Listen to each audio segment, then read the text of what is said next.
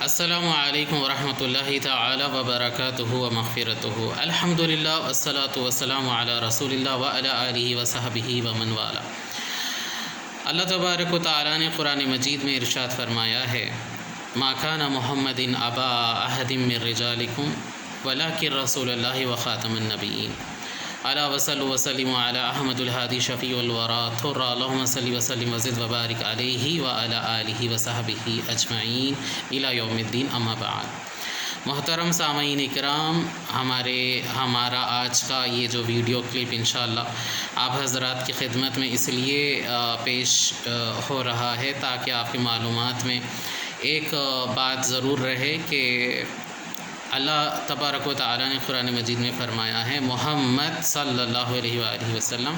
تم میں سے کسی کے باپ نہیں ہیں بلکہ وہ اللہ کے رسول ہے اور تمام نبیوں میں سب سے آخر میں آنے والے نبی ہے، خاتم النبیین، یعنی ان کے بعد کوئی نبی نہیں ہوگا۔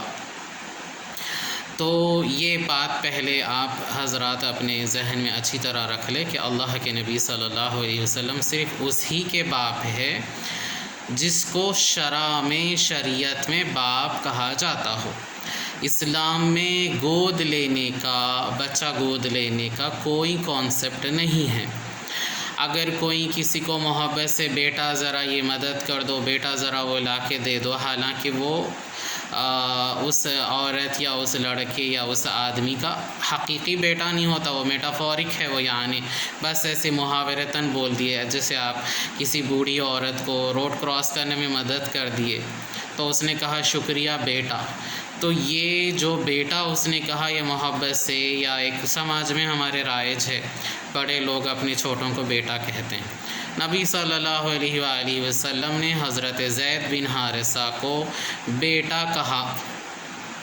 اب اس سے یہ مطلب نکالے نا کہ زید بن حارثہ رضی اللہ عنہ ریئل میں حضور کے بیٹے ہیں اور بایولوجیکل سن تھے، نہیں، ایبسلیوٹلی ناٹ، کیونکہ اللہ تبارک و تعالیٰ نے قرآن مجید میں متعدد اشاروں میں جو کہ بین اشارے اس میں یہ فرمایا کہ میرے نزدیک منہ بولے بیٹے کی کوئی شرعی حیثیت نہیں ہے۔ تو منہ بولے بیٹے کی جو بیوی ہے وہ اصل میں بہو نہیں ہوتی۔ راجہ سنگھ نے جو بدتمیزی، بدتہذیبی اور بے شرمی اور بے حیائی کا جو مظاہرہ کیا اور اپنی جہالت کا ثبوت دیا، اس نااہل کو یہ پڑھنے کی ضرورت ہے کہ اسلام میں اصل میں بیٹا گود لینا اور اس کی یعنی یہ اس کو سپرسٹیشیس بلیف سسٹم کہا جا سکتا، یہ ایک اندھ وشواس ہے، یہ جو ایک کپرتھا ہے جو چل گئی عرب میں، اور نبی صلی اللہ علیہ وسلم پر جب پھر اللہ نے وحی نازل کی کہ آپ صرف انہی یعنی لوگوں کے لیے باپ ہو سکتے ہیں، اس کی تفسیر میں اہل علم فرماتے ہیں جس کو آپ نے یعنی اپنی اولاد شرعی حساب سے کہا ہے، جیسے کہ حضرت ابراہیم ہیں، حضرت عبداللہ و دیگران ہیں جو بچپن ہی میں ان کا انتقال ہو گیا، اور سیدہ فاطمہ رضی اللہ عنہا آپ کی بیٹی ہے، اور اس طرح آپ کی وہ بیٹیاں ہی آپ کی بیٹیاں ہیں جو حضرت ختیجہ یا کسی اور سے اگر ہوتی تو وہ بیٹیاں، بایولوجیکل چائلڈ اس کو کہا جاتا ہے انگریزی میں۔ تو اسلام میں صرف وہی بیٹا یا بیٹی مانی جاتی ہے جو کسی کے پیٹ سے جنم لے، تو اسی پہ وصیت اور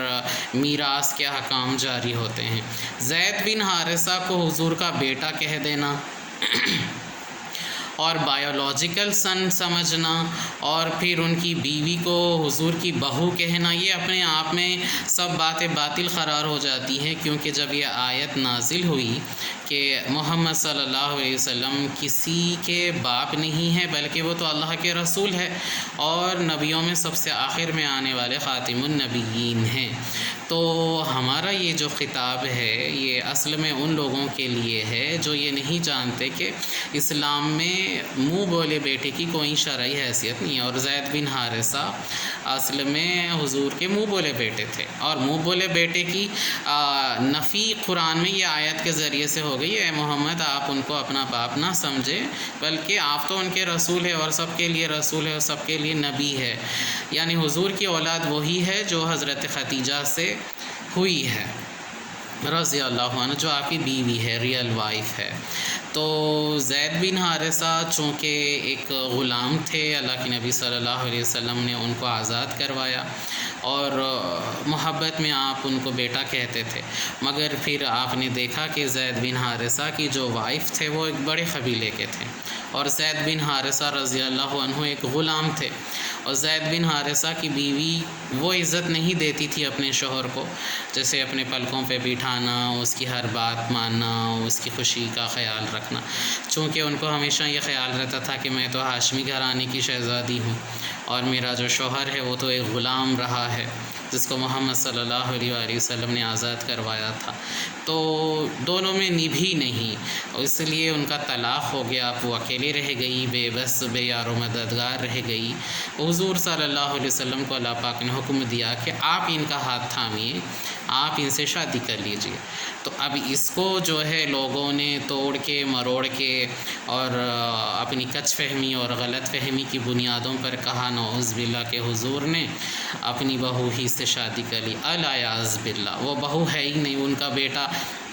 نبی صلی اللہ علیہ وآلہ وسلم کے 2 شہزادے بھی بچپن ہی میں انتقال کر گئے، اور they were the only biological son of our prophet صلی اللہ علیہ وآلہ وسلم، اور بایولوجیکل بیٹے ہی کی حیثیت ہوتی ہے اور اس کی بیوی ہی بہو ہوتی ہے۔ اس طرح اگر کوئی بھی کسی کو محبت سے بیٹا کہہ دے تو بیٹا کہنے کے بعد اگر وہ اس انسان کی بہنیں ہیں تو وہ آپ کی بیٹیاں نہیں ہو جائیں گی، اور اگر اس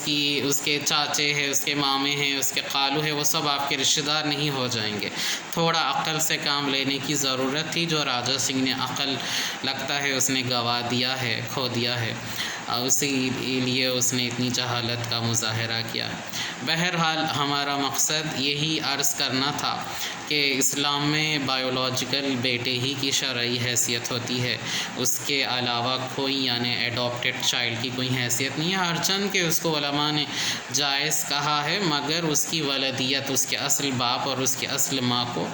آپ وہ بچے سے نہیں چھپا سکتے، یعنی ان کے نام، ان کی پہچان، ان کی شناخت نہیں چھپا سکتے۔ یہ دنیا کا سب سے خوبصورت قانون ہے کہ جو جس کی اولاد ہوتا ہے وہ اسی کی طرف لوٹتا ہے، اور اسلام نے یہ اس رائٹ کو ریزرو رکھا، اس چائلڈ کے رائٹ کو محفوظ رکھا۔ آپ مان لیجئے کوئی کسی کو ایڈاپٹ کرتے ہیں تو آپ کو حق نہیں ہے کہ آپ اس کے باپ کا اصل نام چھپا دیں، ماں کا اصل نام چھپا دیں اور کہے کہ ہم ہی تمہارے ماں اور باپ ہے۔ یہ اسلام اس بات کی اجازت نہیں دیتا۔ اپنی دعاؤں میں یاد رکھیے شیخ سعید احمد قادری المدنی کو، وما علینا الا البلاغ وما توفیقی الا باللہ۔